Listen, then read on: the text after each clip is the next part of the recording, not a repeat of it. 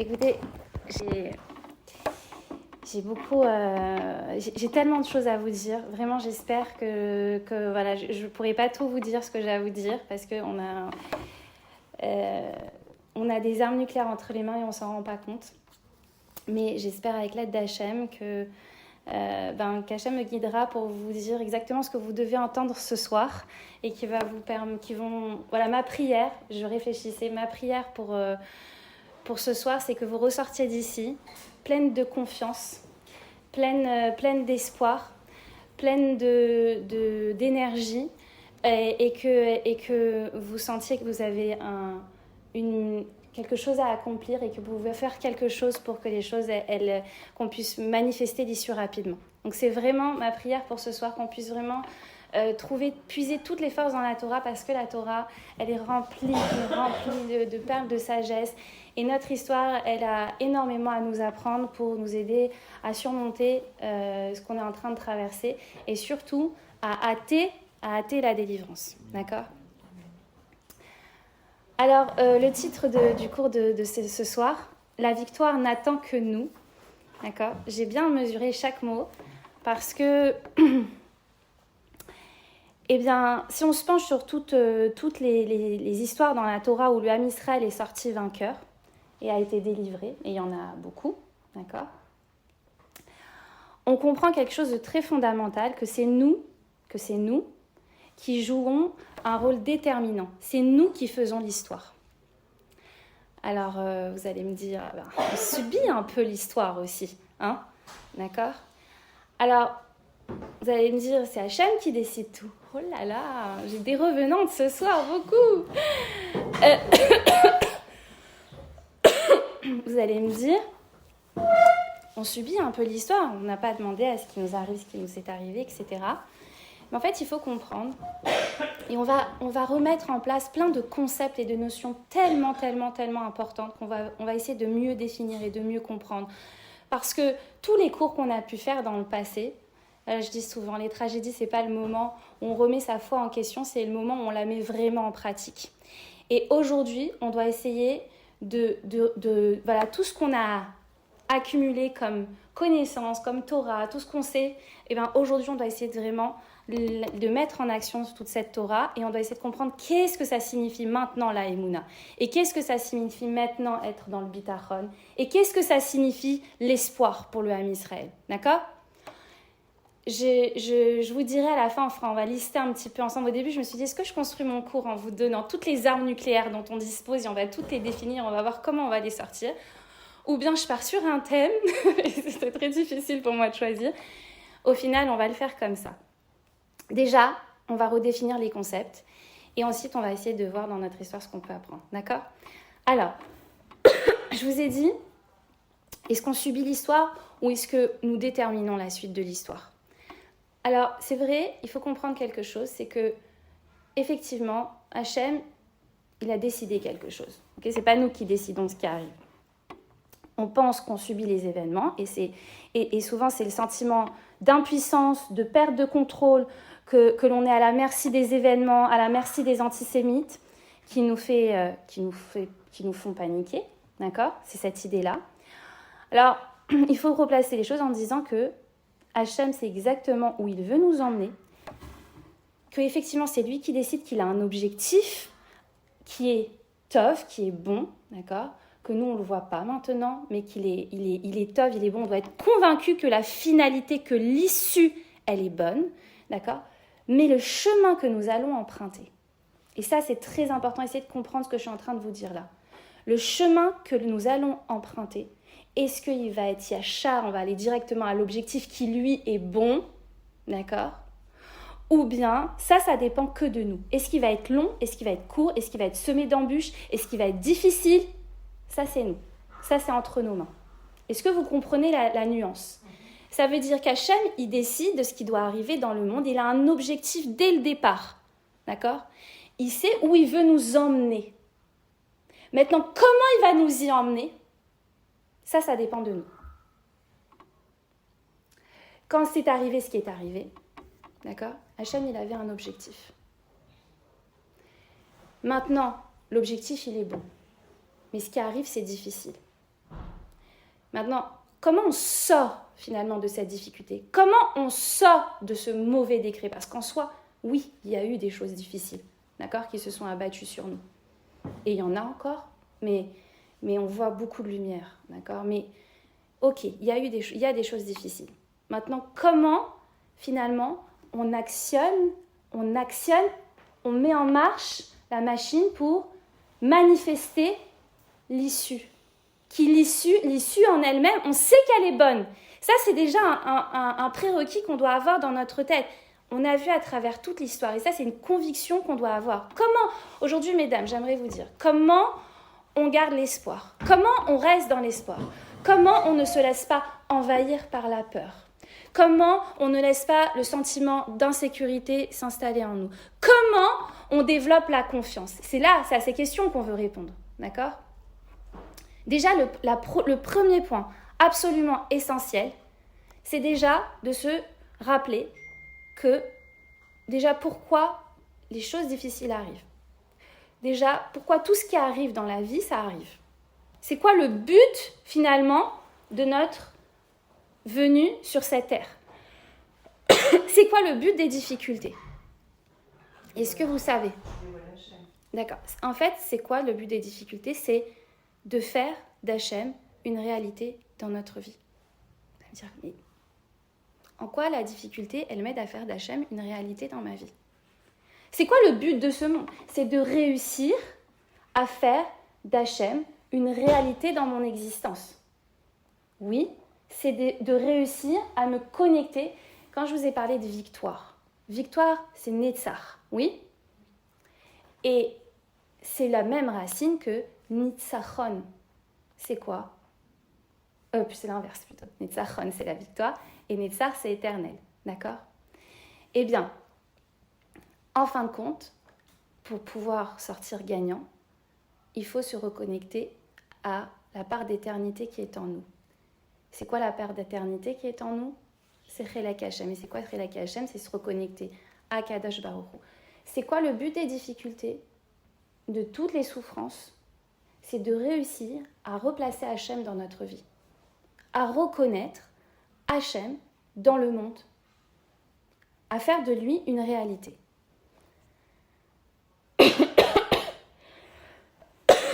Je donne ce machal que tu as entendu, ma chérie.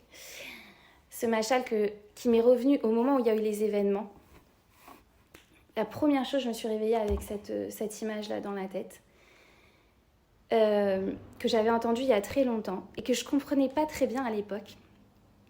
Et que là, j'ai vraiment compris. Et ce machal, il m'a donné beaucoup de courage. Ce machal, eh bien, c'est un enfant qui est porté sur les épaules de son père. Et son père l'emmène dans la forêt. Et il traverse la forêt, il profite du paysage, il profite du soleil, il profite des fruits dans les arbres, il attrape tout ce qu'il peut prendre.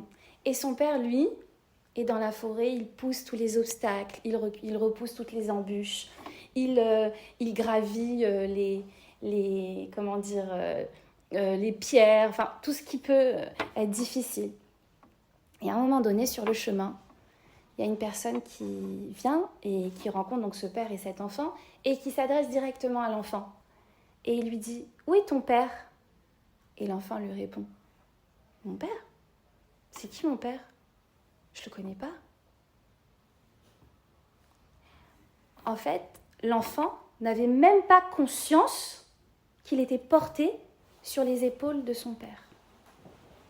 Alors, à ce moment-là, le père, il a réalisé, il s'est dit « Attends, je suis en train de faire tout ça, je le porte, tout ce qu'il a, c'est moi, tout ce qu'il réussit à obtenir, c'est moi, tout ce que... » Et en fait, il ne sait même pas, il ne réalise même pas. Et qu'est-ce qu'il fait? Douloureusement, très douloureusement, il pose son petit à terre. Et il le pose à terre, pas parce qu'il veut qu'il tombe, pas parce qu'il veut qu'il fasse mal, mais parce qu'en fait, il veut que son enfant réalise que c'est son père qui lui permet de tout avoir.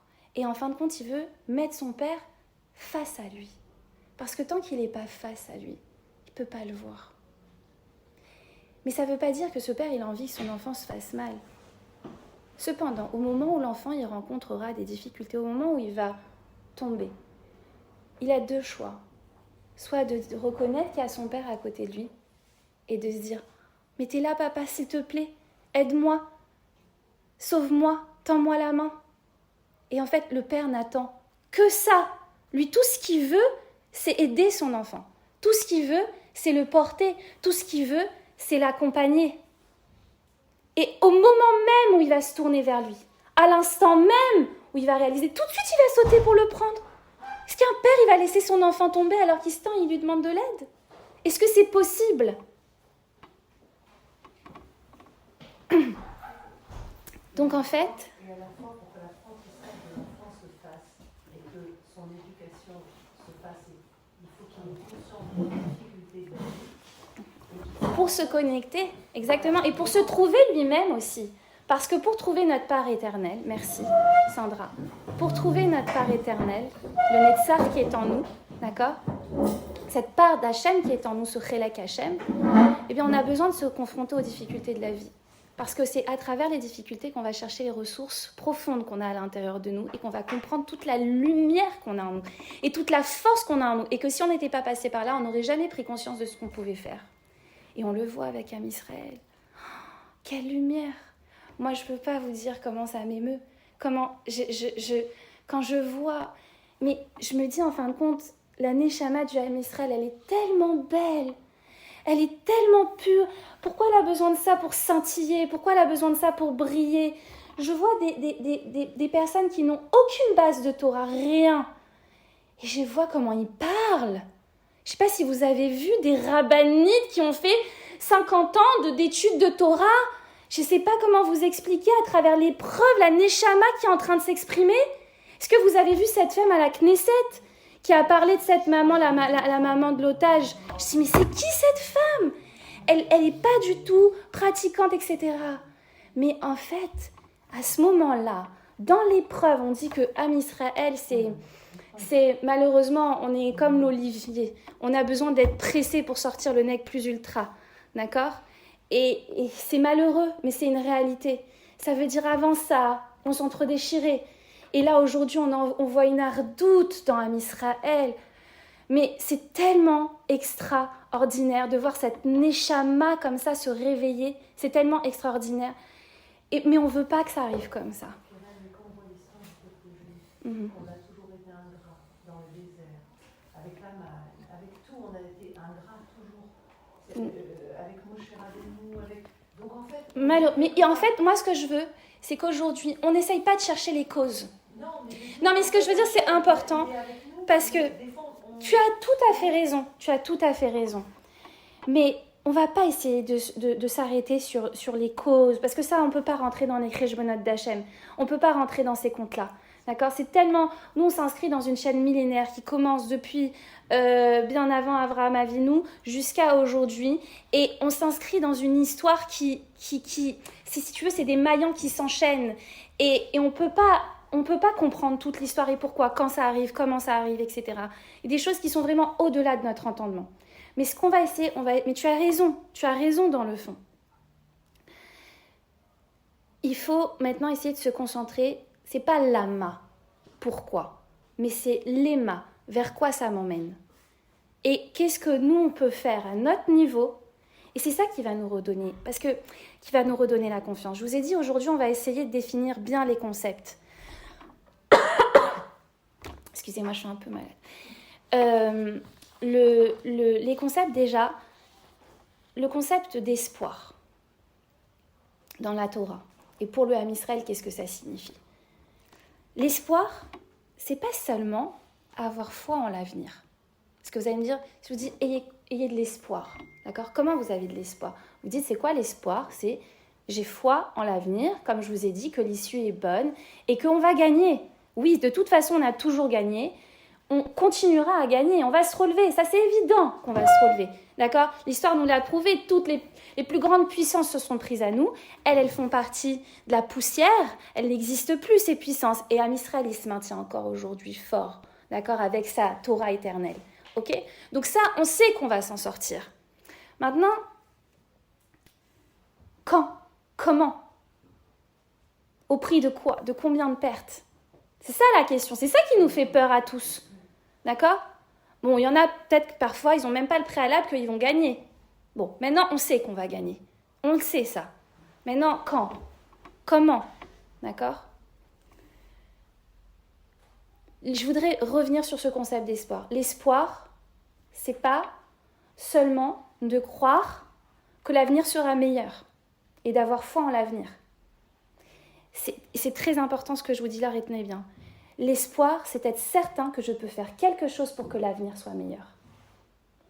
J'ai un rôle à jouer dans ça. Et c'est ça qui nous éloigne de la peur et de l'angoisse. Parce que, comme je vous ai dit au début du cours, bon, je ne vous l'ai pas dit, je reviens. La peur, c'est un sentiment naturel, c'est normal, d'accord? Et ça fait partie de la nature humaine d'avoir peur et c'est ce qui est à l'origine de la survie de l'espèce, d'accord? Vous pouvez juste redonner la définition d'espoir. D'accord. L'espoir, c'est pas seulement la foi en un avenir meilleur, mais c'est surtout la foi que je peux faire quelque chose pour que l'avenir soit meilleur.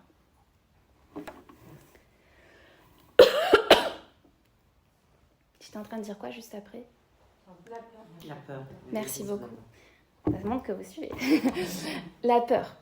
La peur, elle est naturelle. D'accord? La peur, elle fait partie de la nature. Déjà, il faut savoir que ce qui est le plus mature dans le cerveau de l'enfant dès qu'il naît, c'est l'amygdale cérébrale, c'est le centre de la peur. D'accord? Et pourquoi ça existe? Parce que c'est ce qui est à l'origine du maintien de l'espèce humaine. Ben, grâce à la peur, on réagit. Ok? On se défend, on attaque. Ok? Maintenant, il y a un problème à cette peur. Ça veut dire que la peur, en fait, on a compris que la peur, elle est là pour nous faire réagir. Mais comment réagir? Il y a une manière constructive de réagir et finalement de nous aider à surmonter, à vaincre la peur. Et pas que ça veut dire que cette peur ne se transforme pas en anxiété et en angoisse et que cette peur ne nous tétanise pas, ne nous sidère pas, ne nous fasse pas basculer dans l'affolement. D'accord? Et j'aimerais, alors j'ai tellement de ponts à faire avec juste la paracha, d'accord? On va essayer d'en parler. J'espère que j'ai tellement de choses à vous dire que, bon, je ne vais pas faire trop de digressions. En général, j'essaye d'être... mais là, il y a vraiment beaucoup de choses à dire.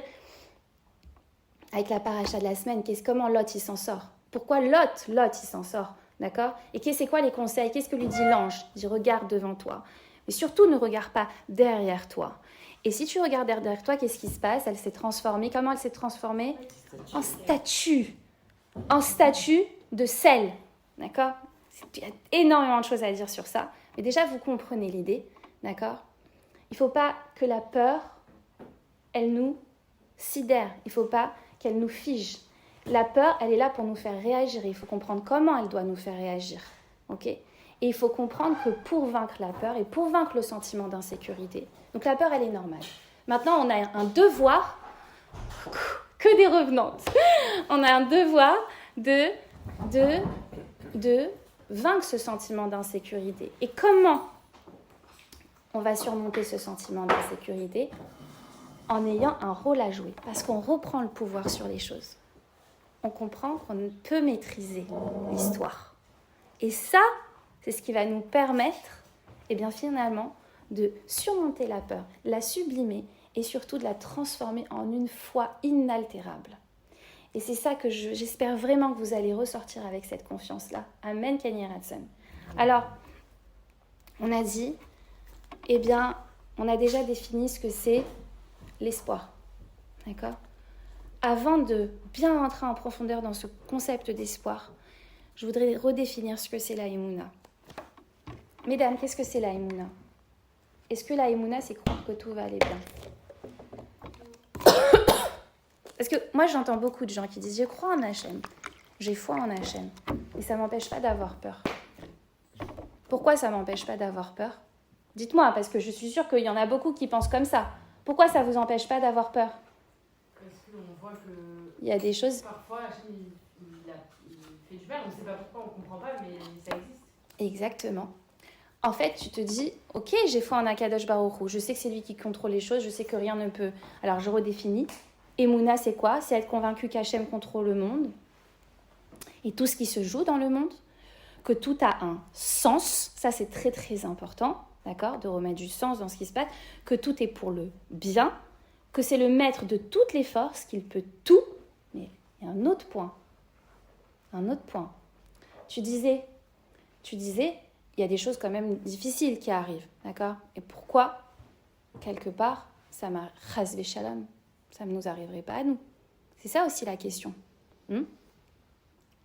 Eh bien, il faut prendre conscience de quelque chose de très important. Que mes tfilotes, que notre filote à chacune, d'accord, elles peuvent tout changer. Tous les décrets, et que je dispose entre mes mains, chacune d'entre nous, d'accord, d'armes surpuissantes pour actionner la rachamim d'Hachem, la pitié d'Hachem. En toutes circonstances, même lorsque le décret il est déjà tombé. On dit jusqu'au dernier moment, même si tu as le couteau sous la gorge, tu dois pas désespérer. D'accord? Et on a vu des miracles extraordinaires. Et peut-être si on a le temps, on essaiera de décortiquer certains miracles, parce que j'ai essayé de les analyser. Et d'aller prendre des petits secrets, des petites pépites à l'intérieur pour essayer de comprendre nous comment on peut faire. D'accord? C'est vrai que quand on a peur, souvent les personnes, pour nous rassurer, ils disent mais là, de toute façon, le moment où ils adressent quelque chose, c'est écrit. Alors, c'est là où je voudrais. Alors ça me rassure pas du tout non plus. Je suis tout à fait d'accord. Et c'est pour ça que je voudrais parler ce soir. Alors, il y a deux choses. On va parler de deux choses. C'était sur ça que j'hésitais. C'est que quand on est en situation de danger, d'accord, on a le moyen de se protéger. C'est ça qu'il faut comprendre. Ça veut dire que Hachem, il nous a donné des cadeaux. Il nous a donné des moyens de nous protéger. Et on a vu vraiment des nissim incroyables. Ça veut dire qu'il y a la... Excusez-moi. Hein? C'est pas grave, Alors, excusez-moi, j'ai froid, j'ai chaud.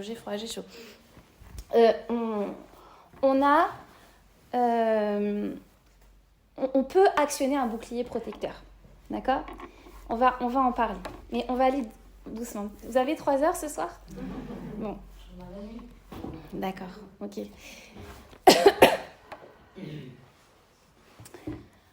On va repartir déjà. On en parlera, d'accord? Si jamais je ne l'ai pas abordé, tu me fais un rappel et on va l'aborder Bezrat Hashem.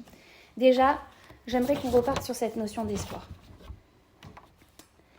Je voudrais que vous compreniez quelque chose de très, très, très, très important. Comme je vous ai dit, l'espoir, c'est pas une attente passive. C'est pas j'espère et j'attends que je sois libérée, que je sois sauvée. C'est pas ça du tout l'espoir, d'accord? L'espoir, c'est une confiance agissante. Et en fait, il faut comprendre, que Hachem, il ne peut pas, écoutez bien ça, il ne peut pas nous libérer. Il ne peut pas te libérer si toi, tu ne te libères pas déjà toi-même de l'emprise de ton oppresseur et si tu es dans la peur. C'est très important ce que je vous dis là. C'est nous qui donnons le pouvoir à Hachem d'agir dans nos vies. Il a les mains liées, si on peut dire ainsi. Tant que nous, on ne lui donne pas le pouvoir, tant qu'on fait reposer la force sur d'autres forces, c'est elles qui auront le pouvoir sur nous. Vous entendez ça? Mais ça, c'est capital. Si on ne comprend pas ça, ça ne peut pas marcher. Et je vais vous donner des exemples très concrets. D'accord? On va reprendre dans notre histoire. Toutes les fois où on a gagné des guerres, où on a été délivré. Ok? On va essayer d'analyser ce qui s'est passé. On a l'impression, on va commencer par Yetziat Mitzrayim. Yetziat Mitzrayim, on est passif, on est actif. On a l'impression qu'on est super passif. Oui? Hachem, il retourne le monde pour nous, il nous fait des miracles incroyables, il fait les 10 macotes, etc. Mais regardez bien. Juste avant de sortir d'Égypte, qu'est-ce qu'il demande? Makat Bechorot, dernière plaie. Qu'est-ce qu'il demande? Mettre du sang sur les lentilles. C'est quoi ça? Une action. Il demande quoi? Mais écoutez bien ce qu'il est en train de demander au Ham Israël. Il dit quoi? il dit, allez tuer le Dieu de vos oppresseurs, des Égyptiens. Shmata, devant leurs yeux, vous prenez le sang.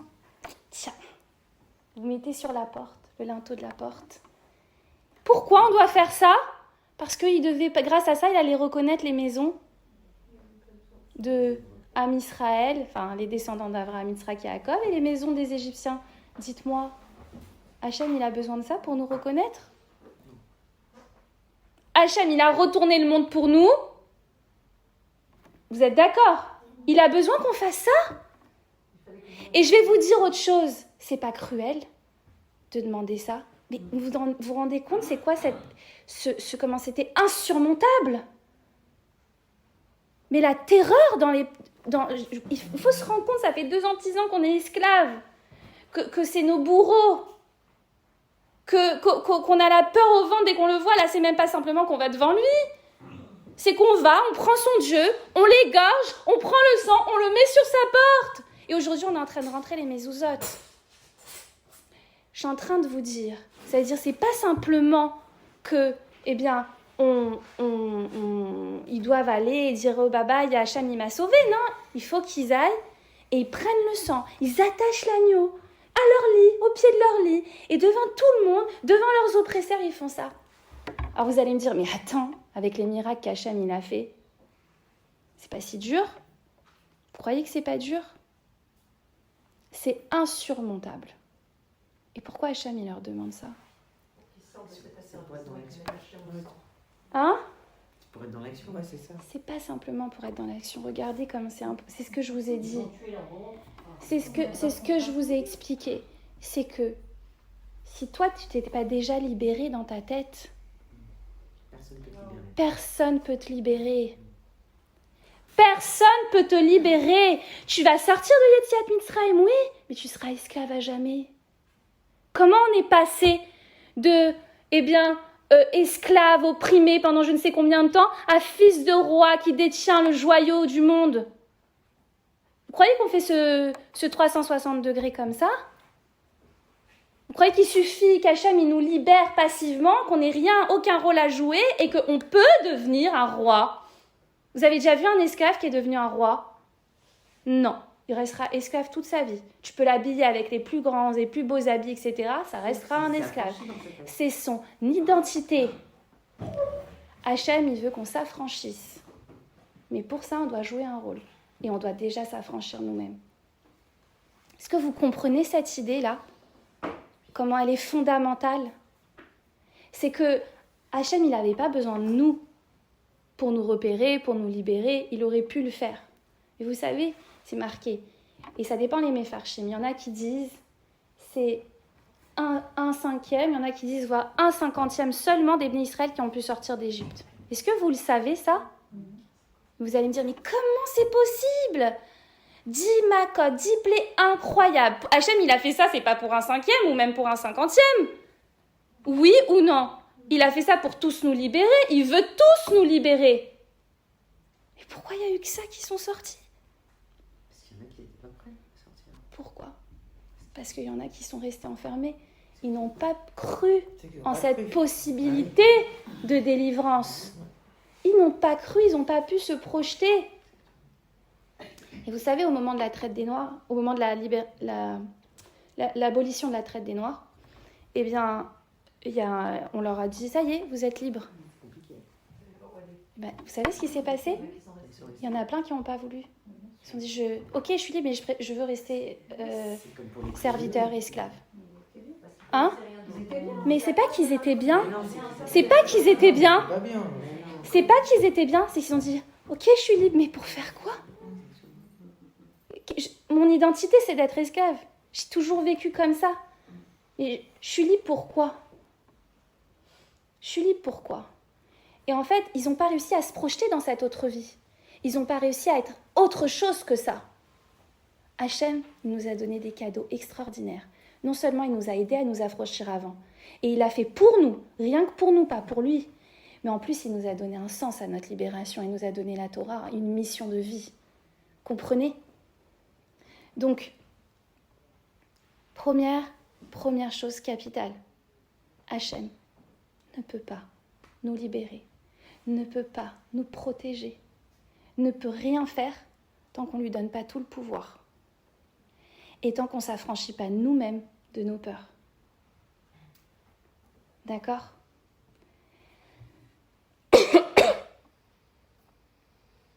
Autre exemple. Donc la peur, c'est une faute, quoi. Il faut Hein?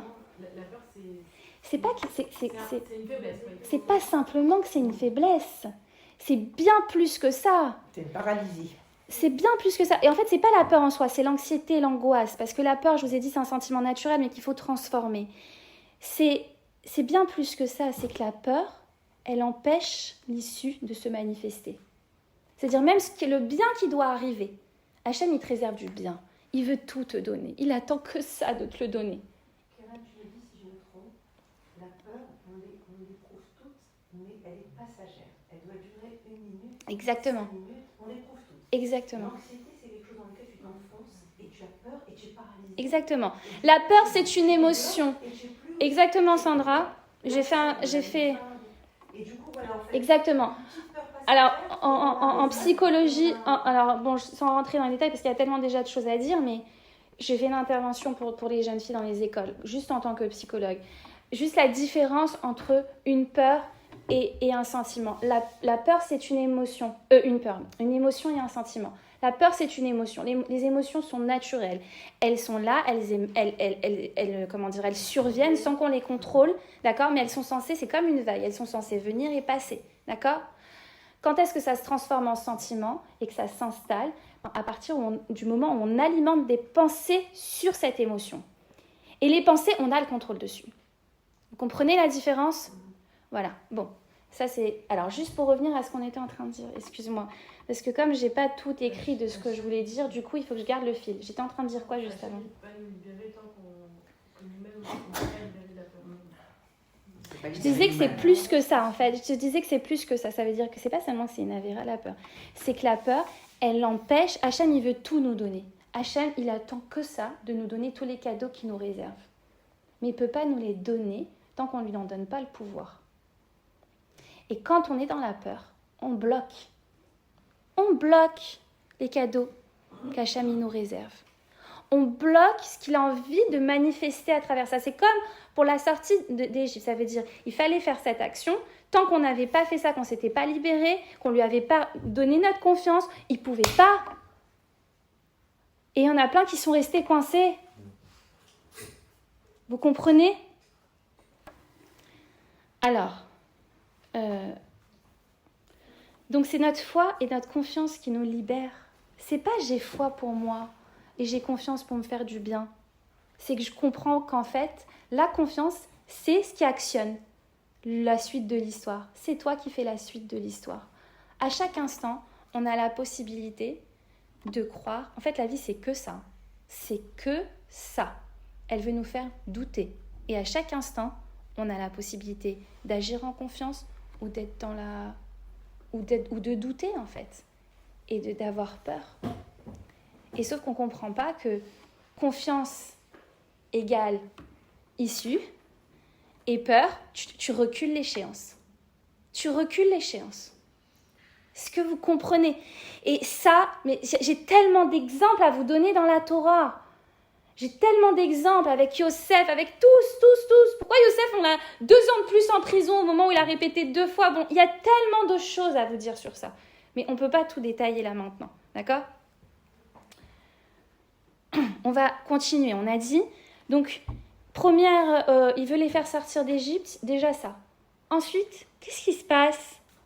Vous me dites qu'ils sont passifs, les Ham Israël. Qu'est-ce qui se passe après ? Ils arrivent devant la mer. Ils arrivent devant la mer. Alors, je vais vous poser une autre question. Vous n'êtes jamais posé la question ? Mesdames, Hachem, il vous fait sortir en grande pompe, tout ça, super.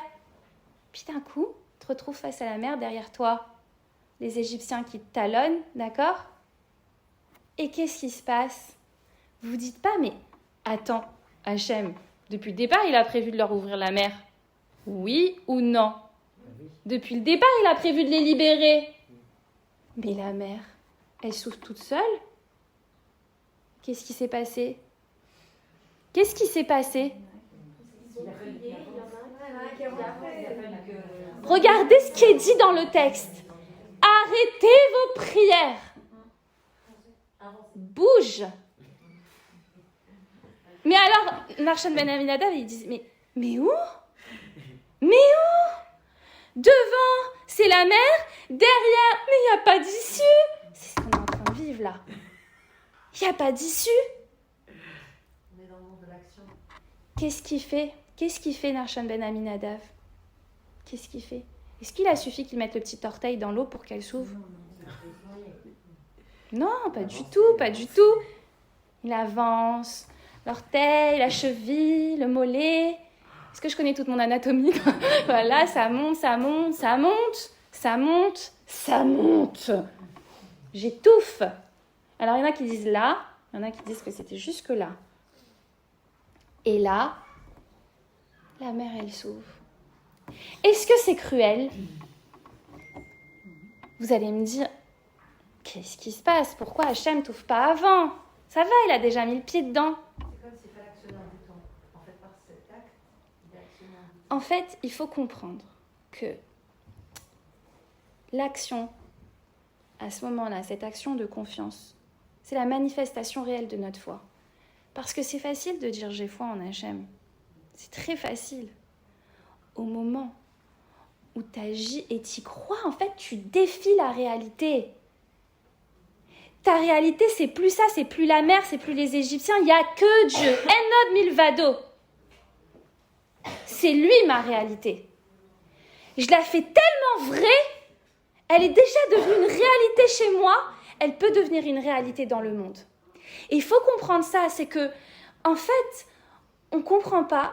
Déjà, c'est dit comme ça dans les textes. C'est que avant que le Beth Amikdash dans le monde y soit détruit, il était déjà détruit dans les mondes supérieurs par nos actions. Ça veut dire que c'est nous, en fin de compte, qui créons la réalité, qui actionnons les mondes supérieurs.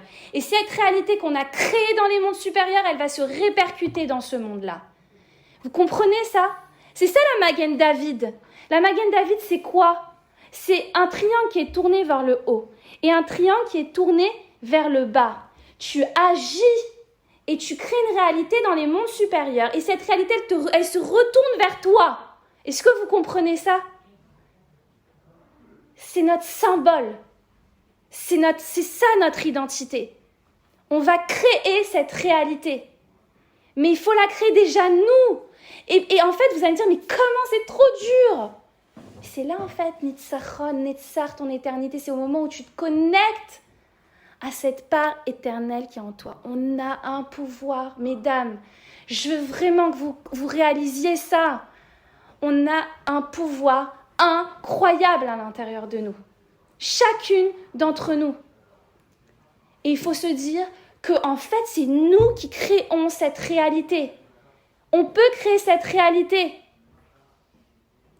Et donc, en fait, au moment où Narshon Ben Aminadav, il avance, d'accord? Il avance dans la mer. Hachem, il attend qu'il aille vraiment au bout de sa foi. Jusqu'où tu y crois? Jusqu'où tu y crois? Et à ce moment-là, en fin de compte, tout ce qu'il voulait nous donner, et ce qu'il avait déjà prévu dès le départ, ça peut arriver. Et la mer, elle s'ouvre. Autre exemple. Ensuite, il y a la guerre.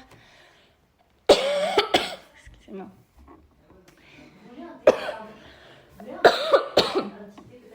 Peut-être, je veux bien. Merci beaucoup.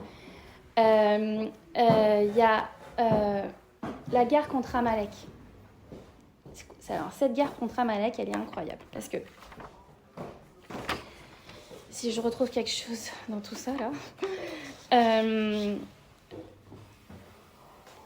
cette guerre contre Amalek, elle est incroyable. Pourquoi? Déjà, vous savez, Amalek, vraiment, on comprend là que c'est aussi Ishmaël, ça se rejoue là.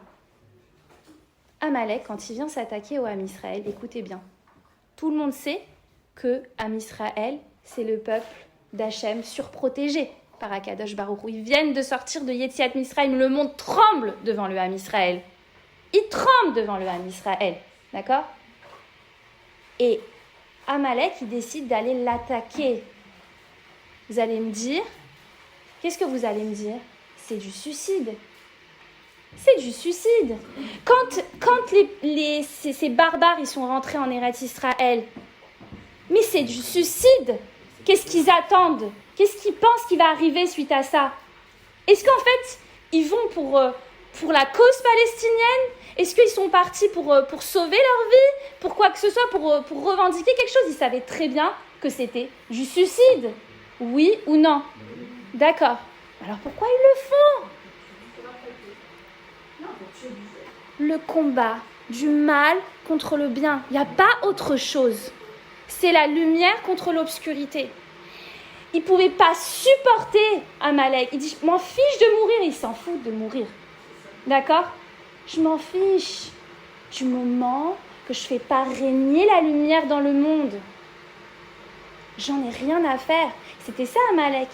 Amalek, on dit, il a refroidi le bain, parce que c'est Karecha, c'est en chemin qu'il l'a attaqué. Et Karecha, on dit, ça vient de Kar, c'est froid. Pourquoi? En fait, il savait que juste qu'il allait faire, ça allait pas, il allait en mourir. Mais il savait qu'il allait, quand on va, le premier qui rentre dans un bain bouillant, d'accord? Il s'est bouillante, mais les autres derrière, ils peuvent rentrer. Donc lui, il voulait ouvrir le chemin aux autres pour que Am Israël doute de lui. Que Am Israël doute en fin de compte de la protection d'Hachem. Et qu'ensuite, ça soit la porte ouverte à tous les attaquants. Est-ce que vous entendez? Donc, en fait, qu'est-ce qui se passe? Il attaque. Citron. Il attaque. D'accord? Il attaque. Et c'est quoi cette guerre? On nous dit, eh bien, quand Moshe Rabbeinu...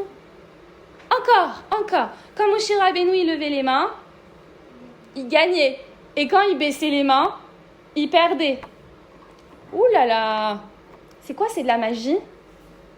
Ils sont en train de se battre avec les armes à la main. Hein. On n'est pas en train de parler... voilà. Non, ils se battent vraiment. D'accord? Mais il y a Moshe Rabbeinu qui doit lever les mains au ciel. Et quand il lève, il gagne. Et quand il baisse, il perd. Alors, c'est les armes ou c'est Moshe? Et c'est de la magie? C'est pas de la magie? C'est quoi? Pourquoi? Comment? Qu'est-ce? Quoi? Les deux. L'action et la émuna que l'action va... Alors, regardez, c'est hyper important. C'est hyper important de comprendre ça. Parce qu'aujourd'hui, il y a des personnes sur le terrain qui se battent. D'accord? Et on se dit, est-ce que c'est nécessaire? Est-ce qu'on ne devrait pas avoir juste Emouna? Est-ce que... D'accord? Il y a des gens qui sont là, qui se battent pour nous. Ok. Merci beaucoup. Eh bien, on peut se poser la question, merci beaucoup.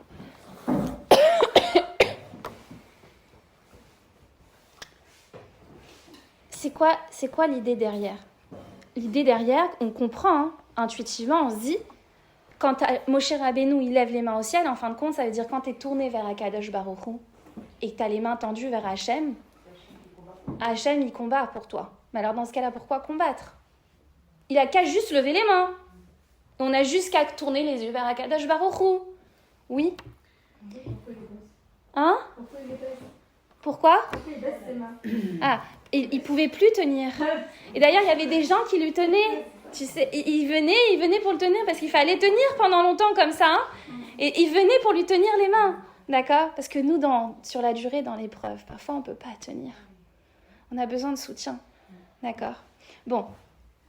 Mais pourquoi alors? Vous me dites, si jamais, eh bien, le but, si jamais, en fin de compte, on se tourne vers Akadosh Baruch Hu, tant qu'on a les yeux tournés vers Hachem, qu'on sait que c'est lui qui fait tout, qu'on sait que c'est lui qui nous protège, qu'on sait que c'est lui qui peut tout, alors pourquoi tu te bats? Pourquoi ils se battent avec des armes? Oui ou non? En fait, la force, c'est que quand on se bat, on a tendance à se dire Kochi Betsem Yadi. Hein, c'est vrai ou pas? Quand on bosse pour un examen, quand on fait quelque chose, quand on travaille dur pour quelque chose et qu'on a le résultat, on a du mal à se dire c'est Akadosh Baruch Hu, c'est tout Akadosh Baruch Hu, ça n'a rien à voir avec l'effort que je fais. Oui. Mais on doit quand même faire l'effort. Oui, mais pourquoi on doit le faire? Pas pour avoir le résultat. Vous savez qu'il n'y a aucun lien de cause à effet entre mon effort et le résultat. Aucun. Et pourtant, on doit le faire. Pourquoi on doit le faire? Pourquoi on doit le faire? Parce que quand on le fait, qu'on réussit à dire c'est Rak Hachem, c'est là en fin de compte où tu es vraiment Béhémouna. Parce que c'est ça ce qu'il y a de plus difficile, c'est de ne pas réussir à s'en remettre à sa force. C'est ce qu'il y a de plus difficile de dire, en fin de compte, de ne pas basculer dans ma propre force. C'est je le fais parce que, en fait, c'est quand je réussis à dire c'est que toi, malgré le fait que j'ai agi et que je pense que c'est absolument que toi, alors là, il n'y a rien de plus puissant. Parce que si on ne fait rien, Et c'est Hachem, c'est une évidence. C'est une évidence. Et quand il y a une évidence, il n'y a plus de libre arbitre. En fin de compte, comment t'intègres la chose? Comment t'intègres l'idée que, en fait, c'est ça qu'il faut comprendre. Là, on est dans le monde de la matière. On est dans le monde de la matière, ok? On a un libre arbitre. Ça veut dire qu'il y a le bien, il y a le mal. Et on a le libre arbitre de croire ou de ne pas croire, ok? Si c'est si évident que c'est Hachem qui fait tout, d'accord? Et si j'ai des miracles comme ça en permanence, qu'est-ce qui se passe? Le miracle, j'ai toujours tendance à dire, hein, Sandra, tu m'as entendu, le miracle, il glisse sur nous. Pourquoi il glisse sur nous? Très souvent, il y a des gens qui vivent des miracles incroyables. Ils vont se dire, ah ça y est, je crois à Hachem, je fais plein de choses et tout ça. Un mois après, c'est fini. À moins qu'ils aient travaillé après, qu'ils aient pris vraiment, qu'ils ont étudié, etc. Mais s'ils n'ont rien fait, ils se sont juste basés sur le miracle pour...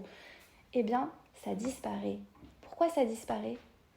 Parce qu'en fin de compte, quand tu as un miracle, tu es privé de ton libre arbitre. C'est évident, t'as pas le choix d'y croire. Ça t'est mis comme ça en pleine face. D'accord? Mais quand en fin de compte, eh bien, dans la difficulté, tu continues à croire.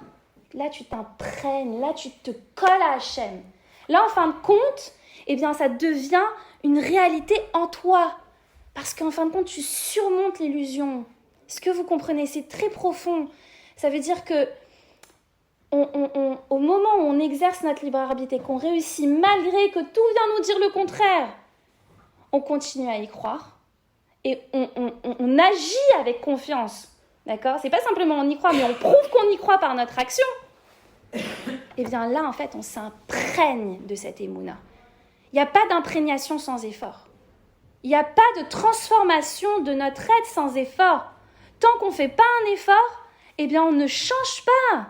Et on n'arrive pas à trouver la lumière en nous. Il faut comprendre que l'effort, il est nécessaire pour se changer. D'accord? Donc, en fait, il devait agir en allant se battre, tout en sachant que Enod Milvado, c'est que toi. Et en fait, quand est-ce qu'il baissait les bras, mon cher Rabbeinu? Je vous ai dit, c'est le poids. Il y a autre chose. C'est quand le Ham Israël, il commençait à croire en sa force. Parce que Moshe Rabbeinu, c'est le berger du Ham Israël, il le représente. D'accord? Alors il fallait lutter contre ça et repousser. Vous comprenez?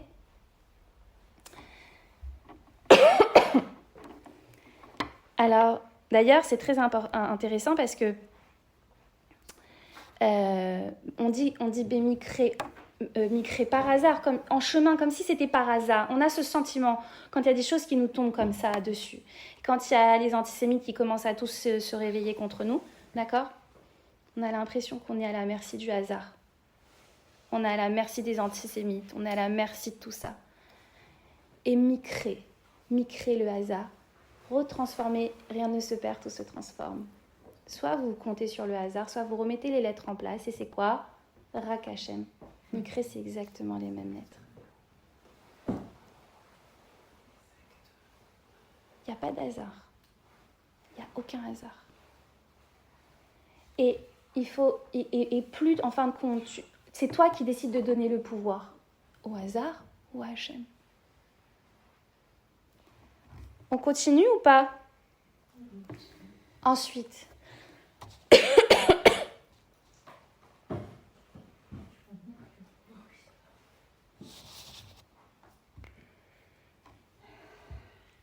Je voulais vous parler aussi du maté de Moshe Rabbeinu, du bâton de Moshe Rabbeinu.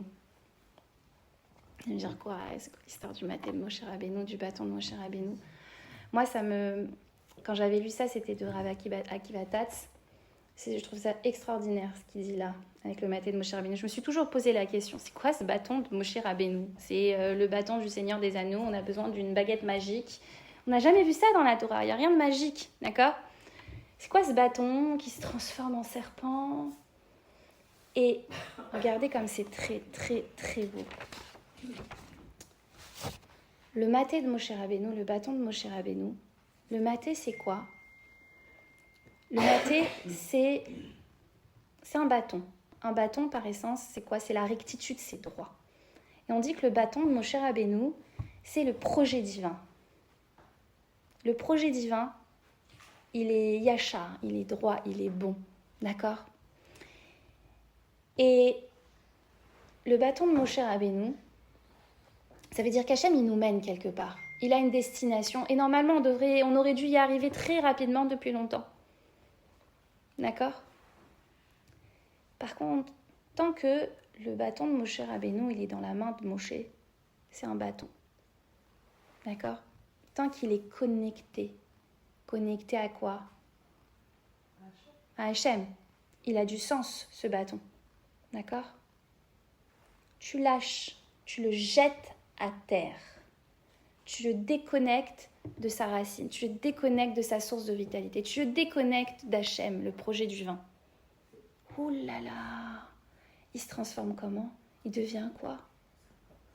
Il devient un serpent perfide et maléfique, mais pas les petits serpents sympathiques qu'on met sur les épaules pour jouer avec. Hein.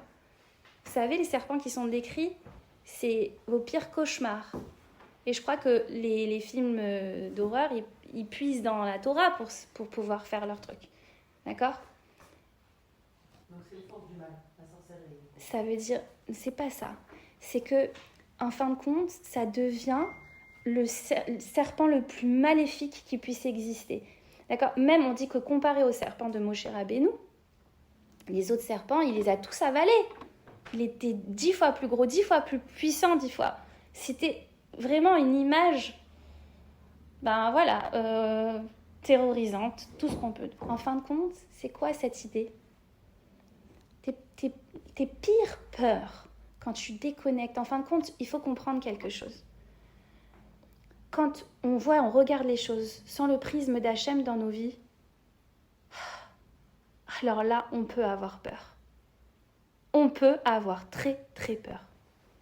Et nos pires peurs se matérialisent, oui, clairement. D'accord. Maintenant, ça veut dire quoi? Il se transforme en serpent. Pourquoi pas autre chose? Le serpent, c'est quoi? C'est sinueux. C'est sinueux. Le bâton, c'est tout l'inverse du bâton d'ailleurs. Hein. Le bâton, c'est droit, c'est carré. Ok? Le serpent, c'est quoi? C'est sinueux. Ça nous fait prendre des chemins. Enfin, dès qu'on se déconnecte d'Akadosh Baruch Hu, dès qu'on se déconnecte de la réalité d'Hachem, dès qu'on détache du sens, ça se transforme en serpent sinueux. En fin de compte, on est obligé de prendre des voies de traverse, on est obligé de passer par des difficultés, on est obligé... c'est sans fin. Qu'est-ce qu'il lui dit à Kadosh Baruch Hu? Écoutez bien ça. Moshe, il a peur. Moshe Rabbeinu, il a peur de reprendre le serpent dans ses mains. Il a peur. Et qu'est-ce qu'il lui dit à Kadosh Baruch Hu? Écoutez bien. Attrape-le par le bout, par la queue. Pas par sa gueule. Attrape-le, fermement, saisis-le, et il se transformera en bâton. Ça veut dire quoi? Ça veut dire, par la queue, c'est ce que je vous ai expliqué depuis le début, par le bout. Ça veut dire que, en fait, quand on a peur, il faut s'accrocher à l'issue. L'issue, elle est bonne. On le sait, l'histoire nous l'a prouvé. Tout le temps, on s'en sortira, on va gagner, ok? On va gagner, ça va aller, tout va bien se passer, Hachem, il veut que notre bien, ok, d'accord? Ne prends pas part ce que tu es en train de voir maintenant, là. Ok? Accroche-toi à la lumière. Accroche-toi à tout ce que tu vois de positif dans ce qui est en train d'arriver. Connecte-toi rien qu'à la lumière. Arrête de regarder le mal, parce que dans cette obscurité, je peux vous dire, mesdames, qu'il n'y a jamais eu une aussi grande lumière. Il n'y a jamais eu une aussi grande lumière. La lumière, elle est puissante, plus puissante que jamais. Mais il faut vouloir la voir. Et il faut vouloir s'accrocher à elle. Et elle va te projeter au bout du tunnel. C'est toi qui décides de t'accrocher à la lumière. Personne d'autre.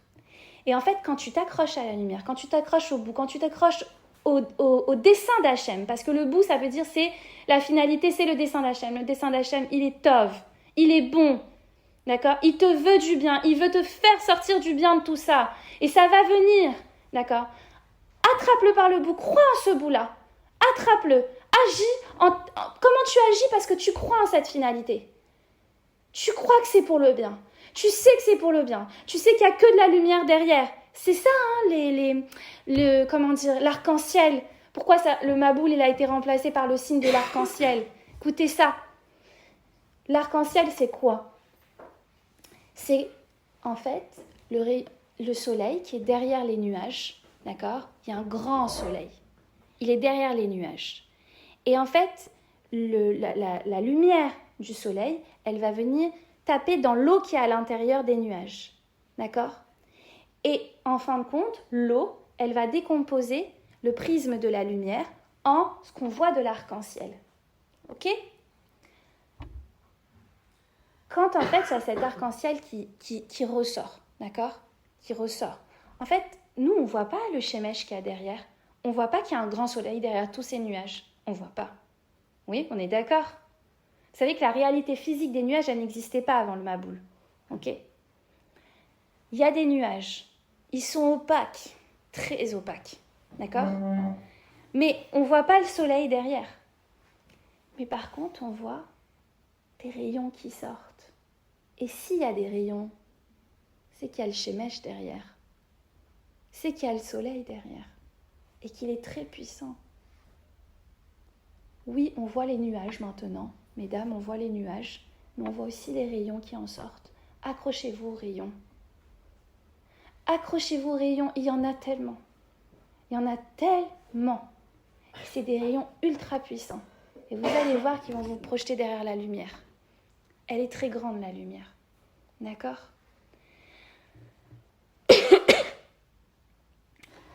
C'était quel exemple que je vous ai donné juste avant? Le bâton de Moshe Rabbeinu. Donc on a dit quoi? On a dit que quand il l'attrape par le bout, en fait, tout de suite après, il se retransforme en fait. Parce qu'en fait, tu le reconnectes à Kadosh Baruch Hu, il se retransforme en bâton. Et le bâton, c'est droit, et il nous amène direct là où on doit aller. Il y a une phrase que je dis tout le temps. Daïou Hashem bechol derachav. Reconnais Hashem dans tous tes chemins. Ça, on la connaît, cette première partie, mais les gens ne connaissent pas la deuxième partie la majorité du temps dans Michelet. Ve'u yeyasher orchotecha. Et il raccourcira tes voies. Il raccourcira ton chemin. En fait, quand tu mets Hashem derrière ce qui arrive, la route, elle redevient droite. Et le chemin, il se raccourcit. On dit à Israël ne craint pas, le peuple éternel ne craint pas un long chemin. Si, moi je dis si, on veut que le chemin il soit court. D'accord. Alors, on revient à...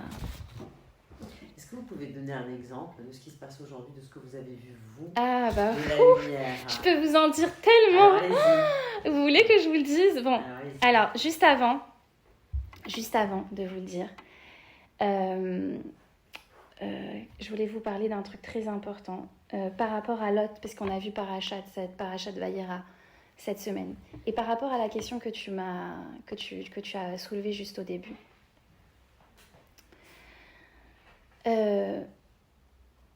Maintenant, quand on est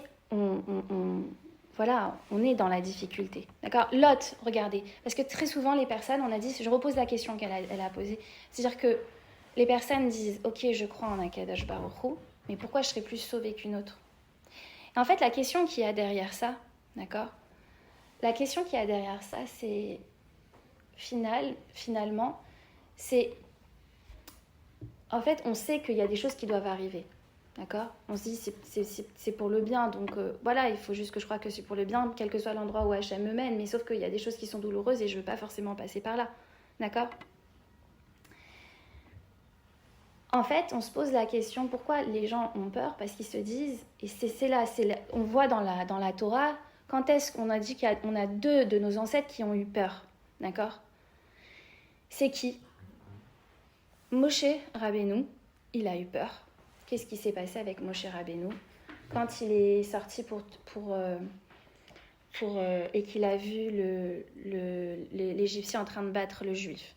À ce moment-là, il a regardé à droite, à gauche, qu'il n'y avait personne. Et là, il a fait ce qu'il a fait, il est mort. D'accord ? Le lendemain, il sort et il voit deux Juifs qui se disputent entre eux. Et là, il essaye de les arrêter. Et qu'est-ce qu'il y en a un qui lui rétorque quoi ?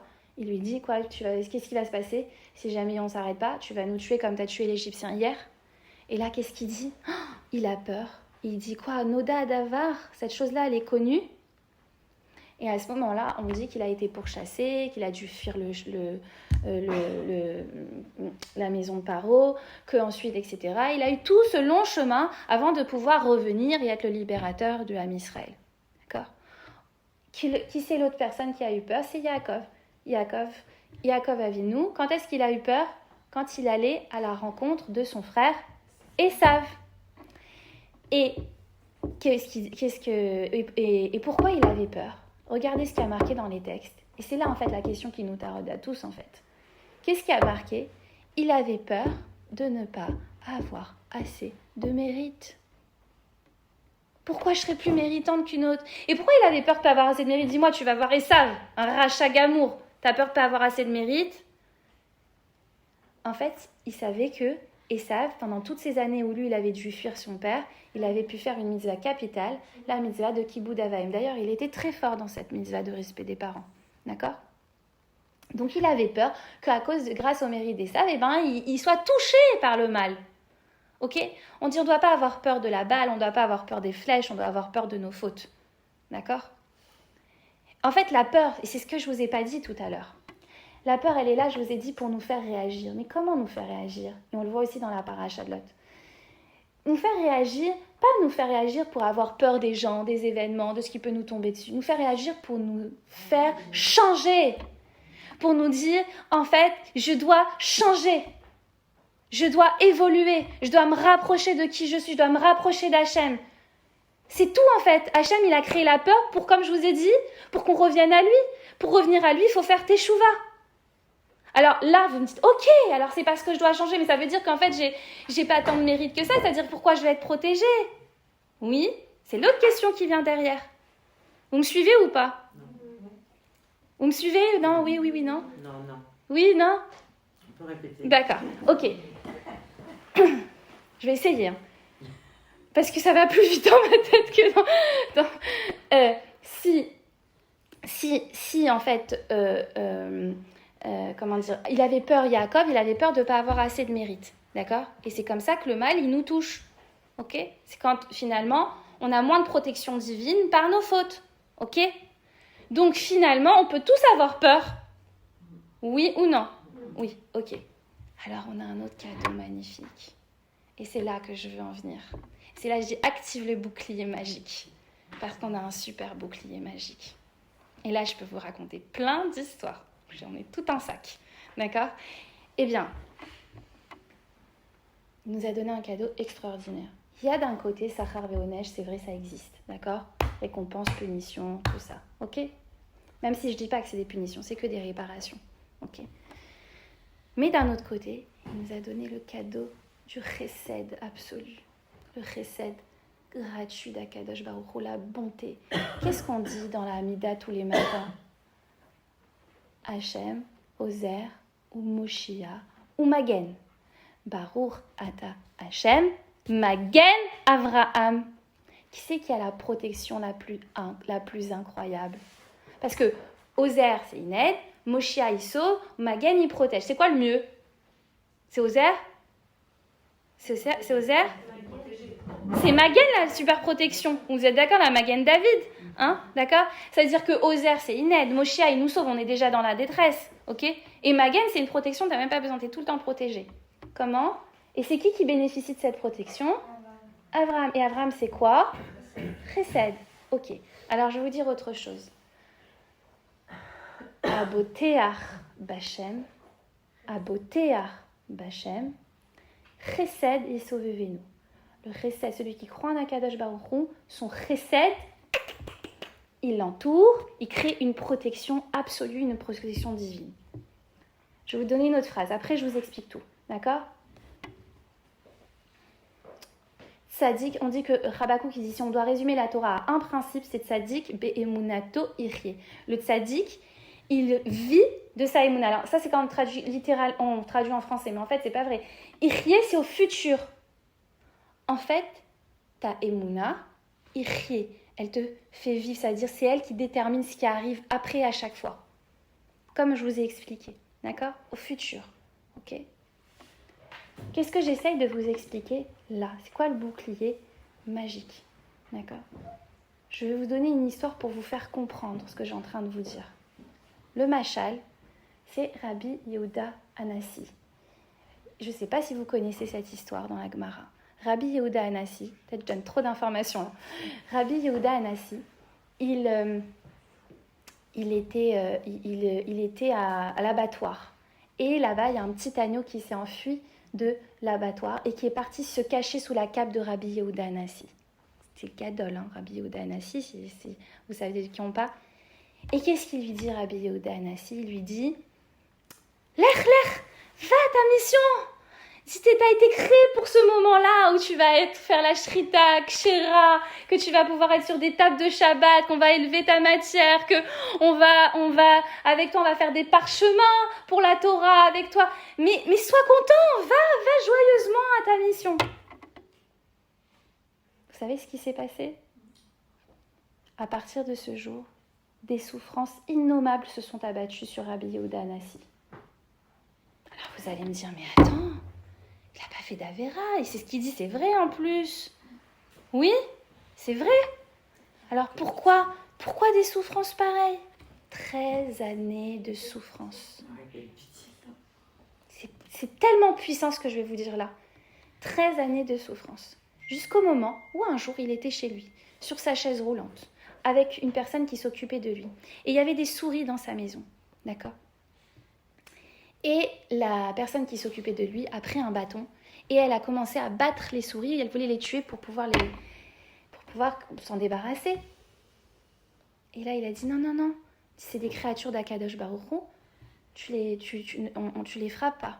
Et à ce moment-là, toutes les souffrances de Rabbi Yehuda Anassi, elles ont disparu comme elles sont venues. La question qui se pose, mesdames, il n'a pas fait d'Avéra. D'accord, ce qu'il a dit, c'était vrai. Pourquoi il a été puni comme ça? Regardez comme c'est beau. Il nous dit, en fait, cet agneau-là, il avait quand Hachem, il dit à Rabbi Yehuda Anassi, en fait, en gros, c'est quoi le message? Il pouvait se réfugier qu'en toi. Il a vu la lumière quand il t'a vu, il a cru en toi. Il a cru en toi. T'as pas le droit, quand on croit en toi, de le rejeter. Tu es obligé de le protéger. Si vous réfléchissez bien, si Rabbi Yehuda Anassi, quand on vient se réfugier sous sa cape, il est obligé. Calva Chomer, à plus forte raison à Kadosh Baruch Hu. Si tu mets ta confiance en lui, là, Hachem, il s'oblige lui-même en fait. Il nous dit, si on vient se réfugier sous sa cape, il n'a pas le choix. Est-ce que vous entendez? T'es méritant, t'es pas méritant. En fait, c'est ça que vous devez comprendre. Notre degré de protection, toutes les bontés qui peuvent nous arriver dans la vie, elles ne dépendent pas de nos mérites du tout. Elles dépendent uniquement de la émouna que tu mets en lui. Ça, c'est extraordinaire.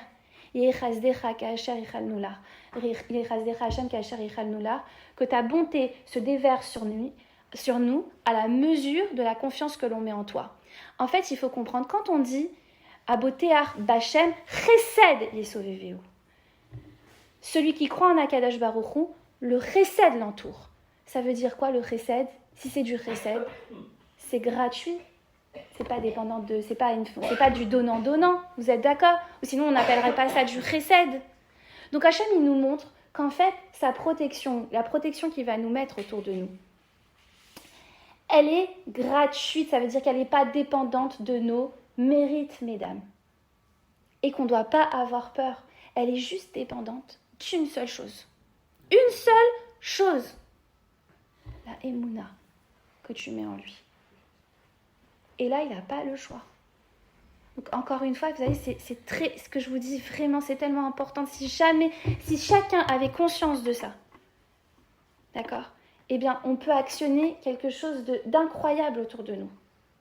Alors, je vais vous raconter une petite histoire pour imager ça. Excusez-moi, juste une question par rapport à ce que vous venez de dire. Bon, elle est un peu exagérée la question, mais du coup, si c'est ça, à quoi ça sert les mitzvot? Enfin, là, par exemple, on dit pour sauver l'âme Israël, l'Atni ou Tafrachatra, là. Alors, on n'a qu'à se dire, on met toute notre émouna à Hachem, et ça y est, La émouna, alors Hachem, on oblige Hachem comme ça. On oblige Hachem à nous protéger, d'accord? Mais on l'oblige, d'accord? Le but, on a dit que tout le but, c'est de faire d'Hachem une réalité dans notre vie. Tu peux à un moment donné réussir à avoir suffisamment de émouna à surmonter ça. Mais sur la durée, si tu veux changer, si tu veux te connecter à Kadosh Baruch Hu, si tu veux réussir à en faire une réalité et ne pas retomber dans ce qui nous arrive, il faut se renforcer. Hachem, il attend une action, il attend qu'on change. Il fait pas tout ça pour du vent, en fait. Ça, parce que le risque, entre guillemets, c'est que après que tout ça soit passé très vite. Exactement. Si Dieu veut, qu'on retombe tous dans nos... Alors on espère que c'est ma chère, vraiment. Oui. On espère que ça y est, et on espère qu'on va réussir à opérer le changement. On espère qu'on va réussir à faire le changement, on va réussir, et il y a des changements incroyables. Regardez cette ardoute-là. Voilà. Oui, et ben ça c'est notre travail. C'est qu'entre nos mains pour pas que ça revienne. Malheureusement, ben voilà, on voit que l'histoire elle se répète. Mais et elle se répète, on est responsable de ça. Je suis d'accord. On est responsable de ça. Maintenant, pour revenir à ce qu'on disait,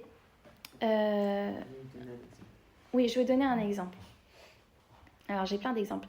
Déjà, regardez, juste par rapport à ce que je disais. Est-ce que vous avez vu ce témoignage d'une mamie de 85 ans, je crois, qui était dans le kibbutz Be'eri? Est-ce que vous l'avez reçu, ce témoignage? Alors, une mamie de 85 ans, elle est interviewée par la chaîne israélienne, je sais pas laquelle, et on la voit, derrière elle, il y a le Rabbi de Lubavitch, une grande photo comme ça, tu l'as. J'ai même pas pu monter, attendez.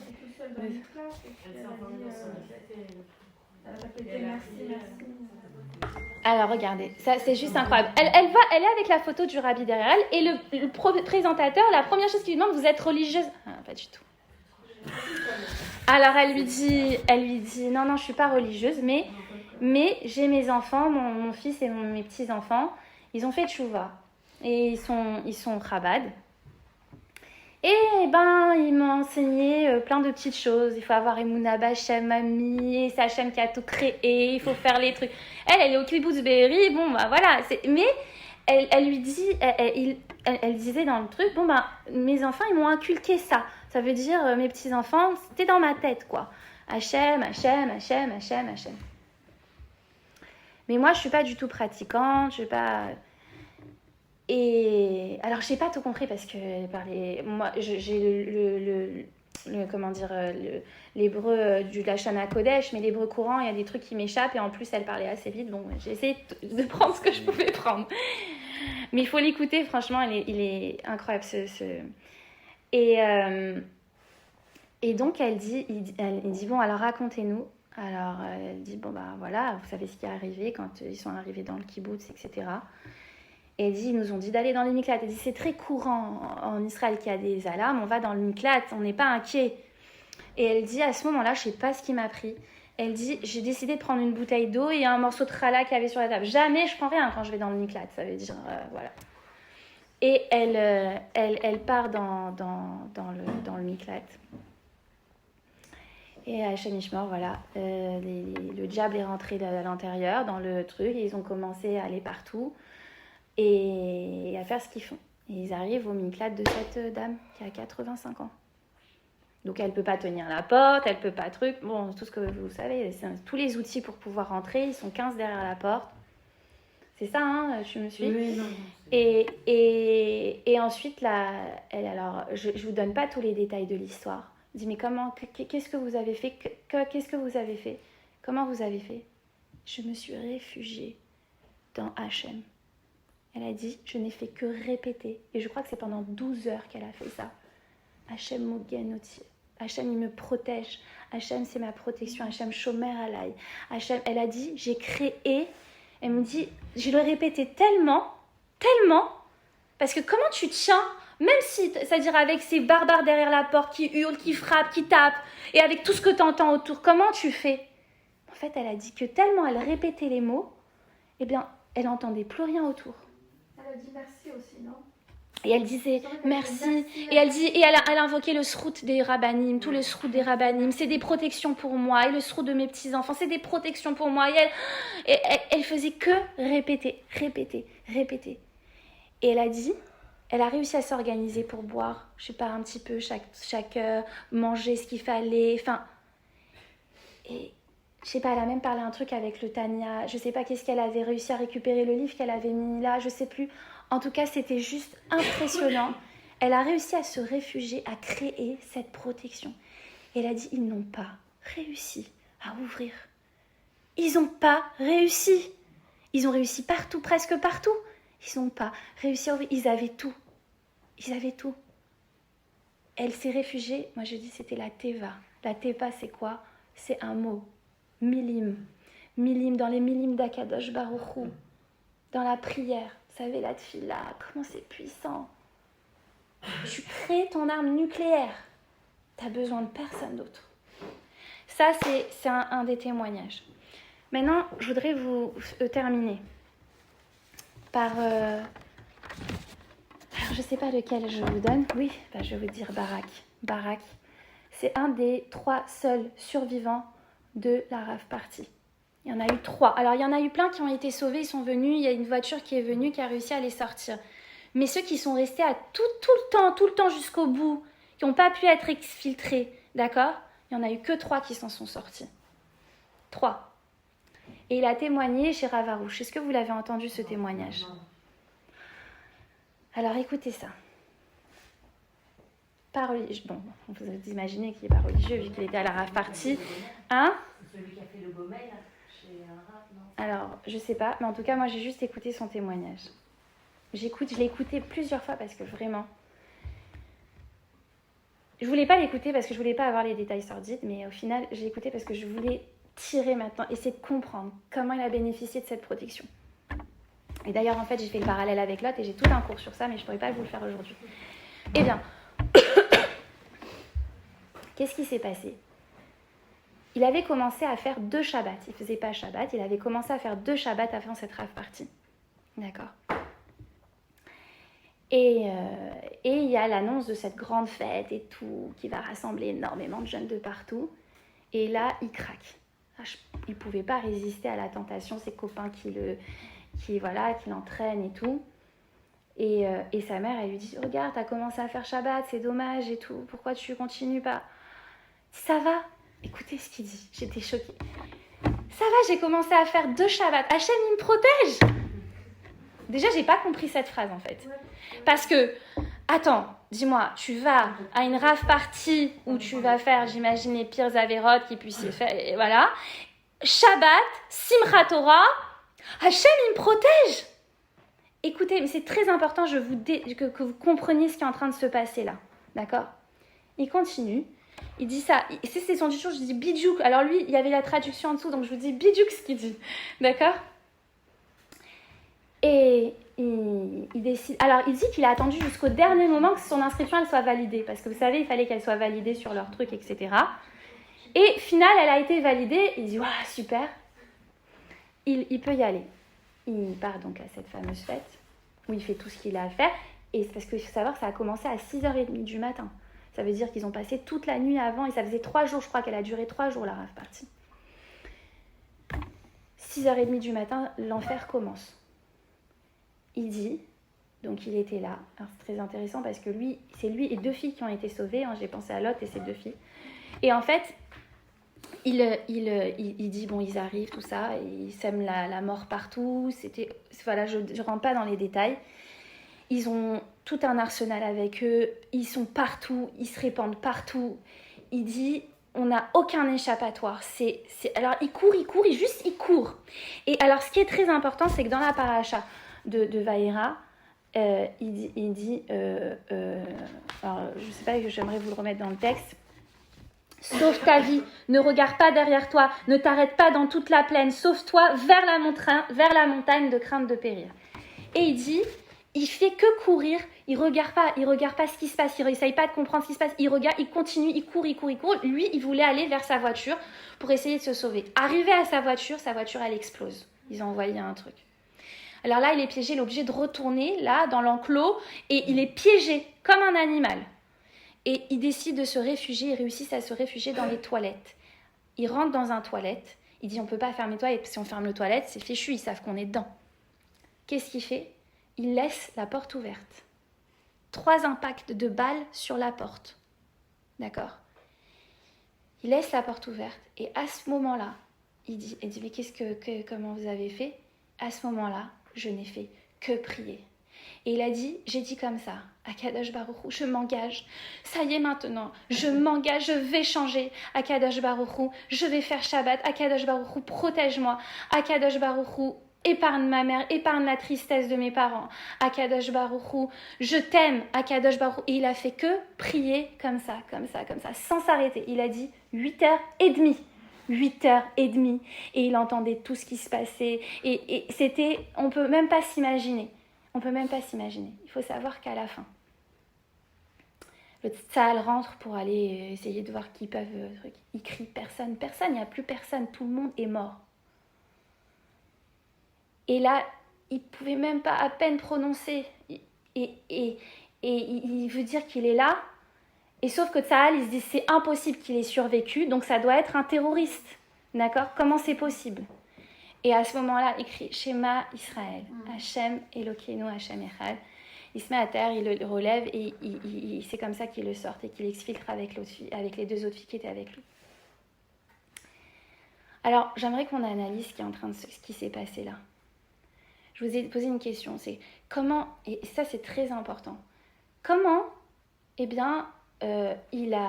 pouvait croire qu'il allait être protégé alors que il allait faire des avérotes, d'accord ? Ça, c'est ce que j'appelle la Emouna Pshuta. C'est la Emouna qu'on doit tous avoir. Je vous ai dit, c'est pas dépendant de notre mérite. Et puis, ce qui lui a donné cette Emouna Pshuta, c'est qu'il a commencé un travail. Il a commencé quelque chose. Il s'était dit, je vais continuer, mais bon, pas maintenant, je suis trop tentée. Mais il s'était engagé. Vous savez, avec Lot, ce qui lui a permis d'être sauvé, Lot, c'était un rachat. Lot, c'est un rachat. À la base. Pourquoi il a sauvé juste Lot, quoi ? Il a détruit tout Sodome et Gomorrhe et il sauve Lot. Parce qu'il a fait la mitzvah d'hospitalité. Il lui a donné la possibilité avant, en envoyant les anges. Pourquoi il n'a pas dit tout de suite que c'était des anges qui venaient le sauver ? Non, il a fait semblant que c'était des hommes pour qu'il leur fasse hospitalité. Et grâce à cette mitzvah de Chesed, il a été sauvé. En fait, il a amorcé quelque chose. Et ce qu'il a amorcé, ça lui a donné suffisamment confiance pour croire en Akadosh Baruch Hu. Et ensuite, quand il était dans la terreur et dans l'horreur, d'accord, il n'a pas regardé ce qui se passait. Il regardait qu'Hachem et il faisait que prier. Et il s'est entouré, comme je vous ai dit, de sa protection. Et il s'est engagé pour l'avenir. Ça, c'est les secrets. C'est des secrets. Il faut après, on ne peut pas tout savoir, on ne peut pas tout comprendre, mais on peut tirer des pépites. Après, il y a des gens qui font plein de choses et on ne sait pas, mais parce qu'on ne connaît pas tous les comptes d'Akadosh Baruch Hu. Et peut-être qu'il y avait d'autres mérites derrière tout ça que nous, on ne connaît pas. Mais il faut savoir que lui, sans le savoir, il a actionné tous les secrets qui sont contenus dans la paracha de Lot. Sans le savoir. D'accord ? Donc on a des messages à tirer. On a des messages que oui, effectivement, mesdames, il faut s'engager à changer. Il faut s'engager à prendre des choses sur nous, à se renforcer. Qu'il n'y a que Hachem, c'est ça le émettre, on ne peut pas faire ça. Quand on comprend qu'en fait, de toute façon, quand on ne veut pas être juif, quand on oublie notre identité, il y aura toujours les goïms pour nous le faire rappeler. On se restera toujours des juifs pour eux. Alors assume que tu es un juif. Assume ta Torah. Parce que c'est pas eux après qui vont nous imposer leurs règles. C'est nos règles qui vont nous protéger. Regardez au moment de la Shoah, d'accord ? Est-ce que vous avez vu les lois dans les parcs, les lois dans les cirques, les lois dans les trucs ? Ils doivent pas se marier avec un non-juif, avec un non-juif. les juifs ne doivent pas se marier, ne doivent pas aller dans les cirques avec tout le monde, ne doivent pas se manger, ne doivent manger dans les restaurants non cachers. On avait l'impression que c'était... Ils nous lisaient la Torah. Sauf qu'en fait, là, ils sont en train de nous obliger. On n'a plus le choix, on n'a plus le libre arbitre et en plus, on est en train de nous tuer. Et à un moment donné, il faut comprendre qu'on a une mission transcendante dans ce monde. On n'a pas le choix. De toute façon, Hachem, il fera en sorte qu'on fera ce que sa volonté. Mais avec nous ou sans nous. Encore aujourd'hui, on a la possibilité. On a la possibilité de choisir. Avant que la lumière se révèle. Quand elle va se révéler, nous, on n'a plus de libre arbitre, c'est fini. Si on le fait avant, là où ça va nous emmener, on ne s'imagine pas. Il faut prendre des choses sur nous. C'est sûr que ça, c'est le secret. C'est sûr qu'il faut essayer de se renforcer. Je ne dis pas de tout changer du jour au lendemain. Une petite chose. Mais une chose où vous tenez. Vous tenez, vous vous engagez. Et ça aussi, il y a tellement de choses à dire sur ça. D'accord ? Il faut vraiment... Vous prenez une petite chose, mais elle est ferme. Et vous vous engagez sur l'avenir. D'accord ? Ça, c'est déjà une énorme protection pour vous, pour tout le Ham Israël, parce que ça amène des fruits incroyables. Deuxième chose, réfugiez-vous dans la tfila. Troisième chose, la gratitude. Soyez dans la reconnaissance déjà de tout ce qu'Hachem il vous donne. Moi je dis, quand on est dans la peur, qu'est-ce qu'on est en train de faire ? Ça veut dire qu'on est en train... Hachem là, il est en train de nous donner la vie. Il est en train de tout nous donner. Et nous, on se prive de ce cadeau. Est-ce que vous comprenez ? Quand vous êtes dans la peur, c'est qu'au moment où il vous le donne, vous le rejetez. Vous êtes déjà dans la mort. Est-ce que vous entendez ? Donc il faut se dire, oui c'est dur, c'est un combat, mais c'est un combat hyper méritoire. Et c'est un combat qui va nous permettre de nous révéler, qui va nous permettre d'exprimer notre lumière, qui va nous permettre de nous connecter à Hachem, qui va nous permettre de grandir, qui va nous permettre de voir le vrai. D'accord ? Et évidemment, on a dit donc, attendez, je vous lis ce que j'ai listé rapidement. Toutes les armes nucléaires que je retrouve.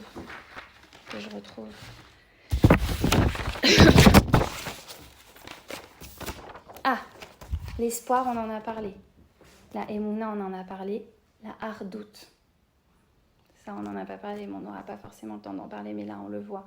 Moi, je dis, sachez, mesdames, que oui, il y a des choses dures qui se sont passées, mais oui, c'est sûr qu'on va gagner parce qu'il y a de la Hardout dans le Ham Israël. Et quand il y a de la Hardout dans le Ham Israël, la Hardout, c'est la même, c'est Vayakel, c'est le rassemblement du peuple, c'est la même guématria que Mikvé. Quand il y a de la Hardout, on est nettoyé de nos fautes.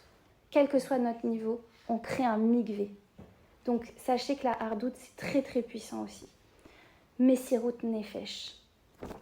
Et je vais terminer sur Messirut Nefesh. Messirut Nefesh, Tfila, Simcha, gratitude, Teshuva. Ça, c'est nos armes nucléaires. D'accord ? Messirut Nefesh. Messirut Nefesh. Alors, je ne pourrais pas vous détailler ce que c'est. Messirut Nefesh, c'est ce qu'on a reçu d'Avraham, Avinu, d'Yitzhak, de Yaakov. Messirut Nefesh, c'est l'annulation de soi. L'annulation de soi. Alors, je veux juste vous donner encore une petite histoire pour que vous compreniez ce que c'est, mais c'est vraiment un miracle qui est arrivé là. La mère de la soldate qui a été libérée. Elle a fait 2 jours avant Afrashat Chala. Pas une personne orthodoxe. Je ne sais pas si vous avez vu la famille, etc. J'ai vu le reportage, je ne sais pas si vous avez vu. Cette maman, elle prie, donc elle fait Afrashat Chala. Elle prie à Kadosh Baruch Hu. Et dans sa détresse, au moment où elle est, je ne sais pas comment vous expliquer, où elle sort ce qu'elle a au plus profond de son âme, dans le tréfonds de son âme, elle dit bien évidemment de libérer sa fille, etc. Elle dit « Hachem, ani oevet otar ». Otra, elle lui dit « Hachem, je suis folle de toi ». Et c'est là, elle a parlé de ça, la femme qui a parlé à la Knesset, qui n'est pas du tout religieuse, elle a rapporté ça. Elle dit « Comment une maman qui a son enfant otage avec des barbares et qui est là-bas et qui a ça qui est arrivé, elle peut dire à Hachem, je t'aime, je t'aime, je suis folle de toi. Mais en plus, c'était pas quelque chose qu'en fait elle a contrôlé, c'est sorti comme ça de son âme. Il faut voir le reportage. Elle parle, elle pleure, et puis ça sort comme ça. Puis là, à ce moment-là, on comprend, et ça, c'est un secret énorme. Parce que il faut se dire que c'est un miracle extraordinaire qu'elle a eu, cette femme-là. C'est un miracle extraordinaire. C'est quoi, même pour les personnes les plus rationnelles d'entre nous, c'était quoi la probabilité, dites-moi, que sur 240 personnes, otages, la seule, l'unique qui soit libérée, un jour après, c'était sa fille? Alors, c'est quoi en fait? Qu'est-ce qui s'est passé là? Qu'est-ce qui a fait que son témoignage, il soit aussi, sa prière, elle soit aussi irrésistible pour Akadosh Baruch Hu? Alors écoutez, je suis pas prophète, je suis pas la grande de la génération, je suis pas tout ça, et je prétends pas du tout l'être. Mais je vois, et c'est dans nos textes, et je vois que là, ça a été une manifestation de ça. C'est sa Messirut Nefesh. Là, au moment où elle a prononcé ces mots-là, en fait, quand elle dit « je t'aime, Hachem », qu'est-ce qu'elle est en train de dire? Elle est capable, malgré toute l'horreur et malgré ce qui est en train de se passer, si elle est capable de dire « je t'aime, Hachem », c'est que finalement, elle est capable de se dire que ce qui arrive, ça a du sens, qu'elle ne comprend pas. Et quand elle est capable de dire « je t'aime, Hachem », ça veut dire « je ne compte que sur toi ». Si tu es capable de dire ça, elle a dit autre chose, elle a dit « ne me déçois pas ». J'ai trouvé ça tellement incroyable. Elle a dit « ne me déçois pas ». Pas l'armée, pas tout ça, etc. Elle dit « ne me déçois pas, je mets toute ma confiance en toi », en gros. En gros, c'est ce que je vous ai expliqué il y a 2 minutes. Quand tu lui montres qu'il n'y a que, il n'a pas le choix. Il n'a pas le choix, en fait, Hachem. Exactement. Quand elle dit « ne me déçois pas », c'est pas qu'elle n'avait pas de doute que ça allait arriver, parce que c'est sûr qu'elle devait... Mais en fait, elle mettait toute sa confiance en lui. Mais ça a transpercé tous les cieux. La seule qui a été libérée. Est-ce qu'on se rend compte de ça? On a des armes nucléaires entre les mains. Il faut savoir les actionner. Il faut aller puiser au fond de nous. Regardez, imaginez, si chacune on est capable de prier comme ça. Si chacune on est capable d'aller pleurer et de dire Hachem, on t'aime malgré tout ce qu'on voit, malgré que c'est difficile, malgré qu'il y a des choses dures qui arrivent, malgré qu'on a des gens proches qui sont dans ça. Mais on t'aime de tout notre cœur et on ne compte que sur toi. En lanu al milei shaen, on n'a personne d'autre sur qui compter que toi. Il n'y a aucun doute que demain, eh bien tous y seront libérés.